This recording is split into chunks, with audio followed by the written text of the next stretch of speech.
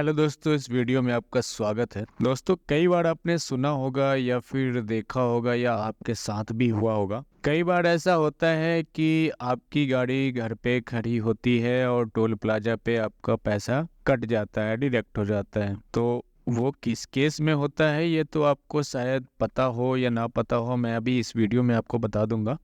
वो इस वजह से होता है कि आपकी गाड़ी घर पे खड़ी है और पैसा कट गया। इसका मतलब है कि किसी ने आपके गाड़ी नंबर को मैन्युअली सिस्टम में एंटर किया और फिर पैसा कट गया। दोस्तों, ये कोई भी टोल प्लाजा वाले जानबूझ के नहीं करते। कई बार गाड़ी वाले भाग जाते हैं, उस केस में करते हैं, या फिर उनका टैग रीड नहीं करता तो उस केस में उनको मैन्युअली नंबर डालना होता है। जब वो मैन्युअली नंबर डालते हैं तो उस टाइम पे क्या होता है कि वो कोई एक डिजिट कोई गलती से कुछ और डाल देते हैं, तो वो क्या किसी न किसी का तो वो नंबर होता ही है। रैंडम मैं एक नंबर ले रहा हूँ, तो इसमें देखिए कि दोस्तों क्या है, अगर किसी टोल प्लाजा पे ये नंबर मैन्युअली डाला जाता है और ये HR30 कर दे, बाकी के डिजिट सेम रहे, तो हो सकता है ये नंबर किसी का हो और उसका पैसा डिडक्ट हो जाएगा। तो इस केस में क्या है कि काफ़ी बार लोग कंप्लेन करते हैं, NHI में कंप्लेन करते हैं। 1033 जो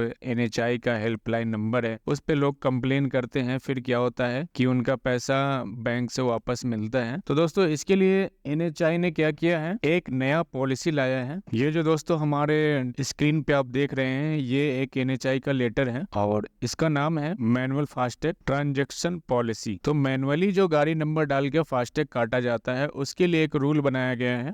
आइए जानते हैं उस रूल के बारे में, क्या रूल में है। तो ये डेट आपको दिख रहा होगा दोस्तों, 25/5 यानी कि 25 मई को ये सर्कुलर जारी किया गया है। तो दोस्तों, यहाँ पे आपको देखने को मिल जाएगा, इन्होंने डिसाइड किया है कि इम्प्लीमेंट करेंगे 2 स्टेज वेरिफिकेशन, यानी कि 2 स्टेज में वैलिडेशन करवाएंगे।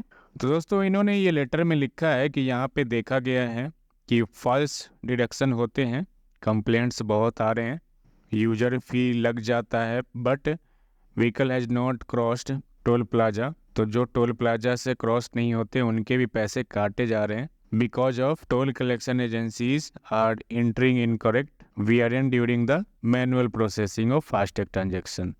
तो इसका मतलब है कि ये कहना चाह रहे हैं कि जो भी टोल प्लाजा है, एजेंसी जो चलाती हैं, उसमें क्या है कि TC उसमें मैनुअली नंबर डाल के VRN नंबर पैसे काट लेते हैं। तो इस वजह से बहुत ज़्यादा कंप्लेंट्स आ रही हैं। तो उन्होंने डिसाइड किया है कि अब 2 स्टेज वेरिफिकेशन वैलिडेशन प्रोसेस चालू होगा हर टोल पे। आइए हम बात करते हैं अभी कि 2 स्टेप वेरिफिकेशन में करेंगे क्या, जिससे कि ये गलतियां ना हो। तो दोस्तों, यहाँ पे 2 स्टेज वैलिडेशन प्रोसेस में क्या किया जाएगा यहाँ पे लिख के दिया गया है। तो आइए हम इजी वे में जो प्रोसेस है यहाँ से स्टेज 1 पे उसको पढ़ते हैं। तो स्टेज 1 पे क्या है दोस्तों कि all manual transaction shall be validated bye toll collecting agency. तो जो भी टोल कलेक्टिंग एजेंसी है वो पहले उस ट्रांजैक्शन को वैलिडेट करेंगे, उससे पहले वो ट्रांजैक्शन बैंक में नहीं जाएगा। सेकेंड स्टेज क्या है, all validated transaction during stage 1 shall be further validated by system integrator of the toll plaza for rejection approval of transaction before sending to acquire bank. तो दोस्तों क्या है, बैंक को भेजने से पहले एक बार तो वैलिडेटर टीम उसको वैलिडेट करेगी जो कलेक्शन एजेंसी की तरफ से होंगे। उसके बाद जो सिस्टम इंटीग्रेटर है वो उसको वेरीफाई करेगा कि इन्होंने सही वैलिडेट किया या नहीं। उसके बाद ये ट्रांजैक्शन बैंक को जाएगा।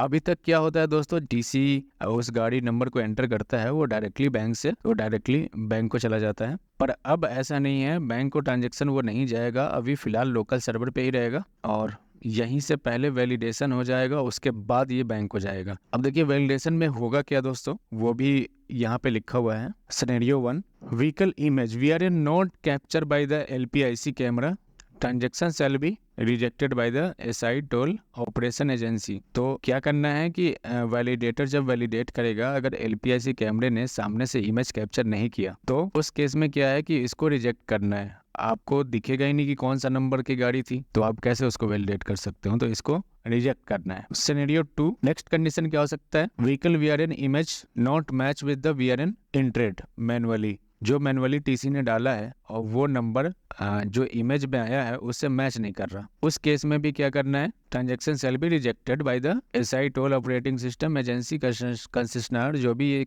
चीज कर रहा है, जो भी इसको वैलिडेट कर रहा है, वो इसको रिजेक्ट करेगा। 2 केस में ये रिजेक्ट होना है, वो ट्रांजैक्शन बैंक को नहीं जाएगा। तीसरा सिनेरियो है जिसमें क्या है कि vehicle VRN image is match with the VRN enter manually. जो भी नंबर डाल के पैसा काटा गया है वो नंबर मैच कर रहा है इमेज से, जो वैलिडेशन में इमेज आ रही है उससे मैच कर रहा है।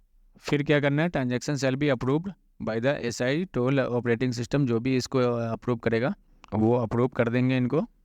Other transaction shall be posted to acquire bank, और इसको बैंक को प्रोसेस कर दिया जाएगा। अभी नीचे एक डायग्राम भी दिया गया है और बेहतर समझने के लिए। तो दोस्तों यहाँ पे डायग्राम दिया गया है, बिल्कुल अच्छे से समझाया गया है एनएचआई के द्वारा कि कैसे क्या करना है।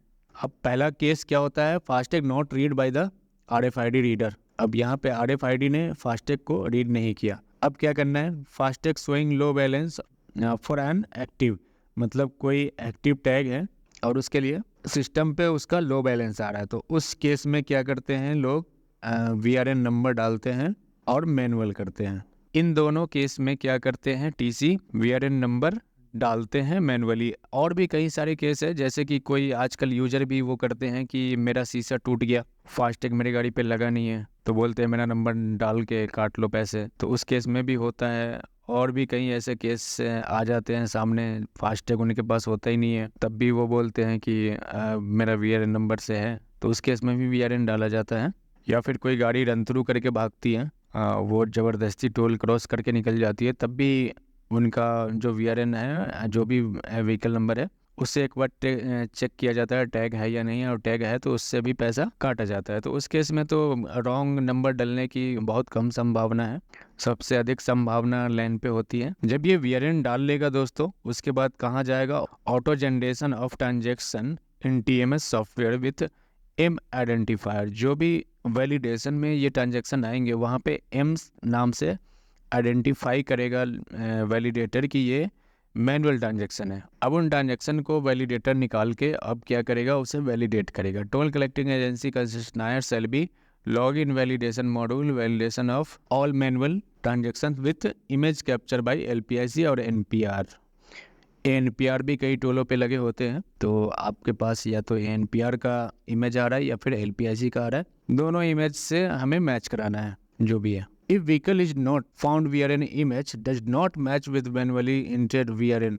जो आपने मैनुअली जो टीसी ने मैनुअली नंबर डाला है उससे अगर इमेज मैच नहीं कर रहा, उस ट्रांजैक्शन को रिजेक्ट कर देना है। दूसरा कंडीशन क्या है, if image is match with manually entered VRN toll collecting agency concessionaire, then क्या करना है, एक्सेप्ट द ट्रांजैक्शन, उनको एक्सेप्ट कर लेना है। अब सिस्टम इंटीग्रेटर भी अपना वैलिडेशन मॉड्यूल लॉगिन करेगा और उसमें वही ट्रांजैक्शन को वो भी वैलिडेट करेगा। वैलिडेटर को चेक करने के बाद भी अगर ऐसा कोई ट्रांजैक्शन है जो गलती से उसने एक्सेप्ट कर दिया, तो यहाँ पे क्या करना, अभी भी वो बैंक के पास नहीं जाएगा, अभी भी वो लोकल सर्वर पे ही रहेगा जब तक सिस्टम इंटीग्रेटर उसको एक्सेप्ट ना करता हो। जब तक एसआई उसको एक्सेप्ट नहीं करेगा, एसआई मतलब सिस्टम इंटीग्रेटर, जब तक उसको एक्सेप्ट नहीं करेगा तब तक वो ट्रांजैक्शन लोकल सर्वर पे ही रहेगा, बैंक को नहीं जाएगा। तो दोस्तों ये है मैनुअल पॉलिसी जो अभी एनएचआई के द्वारा हर टोल पे लागू किया जाएगा। 10 मई से पहले हर किसी को इसको लागू करना है, नहीं तो पेनल्टी लगाएगी एनएचआई। तो दोस्तों वीडियो अच्छी लगी हो तो लाइक कर दीजिएगा, चैनल को सब्सक्राइब कर लीजिएगा। ऐसे ही FASTag related, toll plaza related video देखने के लिए चैनल को सब्सक्राइब कर लीजिए। मिलते हैं अगले वीडियो में, धन्यवाद।